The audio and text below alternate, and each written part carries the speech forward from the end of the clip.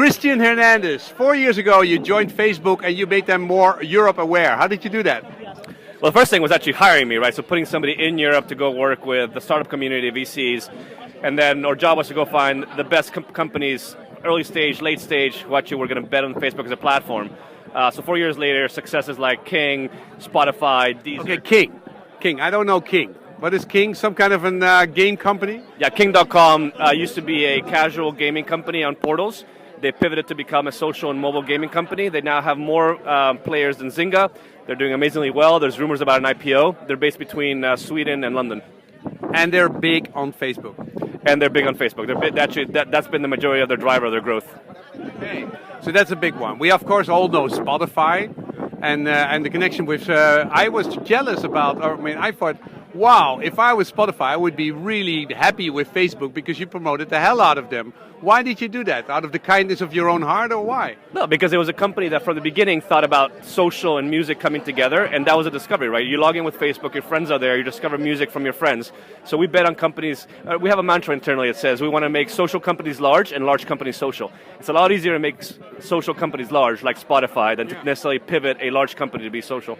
So actually, when you basically helped Spotify to become indispensable, because I'm listening to all my songs from my friends, there was no business plan behind it. You didn't get a cut from their sales. No, the whole point is we believe we want to be a platform, and the platform comes with Facebook login as an identity platform, so we have over 9 million websites that use the Facebook platform, discovery of content on their site, and then sharing that onto Facebook. So the value to us is all the sharing and information that goes back to Facebook, so the friends engage, comment, share, and get actually spend more time on Facebook. Yeah, I only have 180 sites which I log in with Facebook. I mean, it is scary how important you are for my identity thing.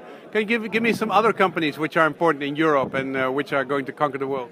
Yeah, so earlier on I talked about Nordeus, which is this company in Serbia that very few people know about. They're the largest gaming company for sports, right? You do actually a fantasy sports league, you create your team, you go with friends.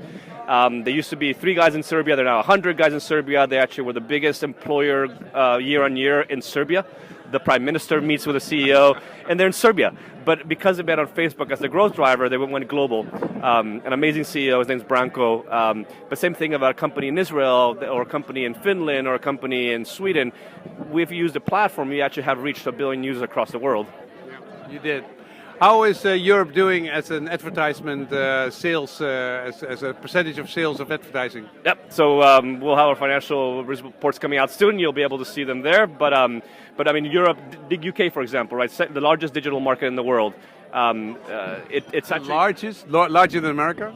Largest as a percentage of total spend. So, digital is a percentage of total marketing spend. So the UK is the largest in the world. E-commerce.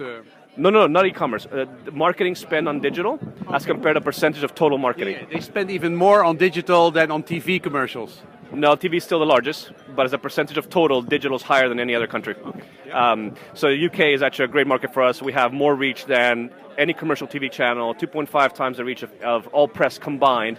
So when you start talking about that reach, marketers get excited. Oh, and by the way, you can do great targeting. You can find 24-year-old females that like Lady Gaga, who might like your product, and talk just to them.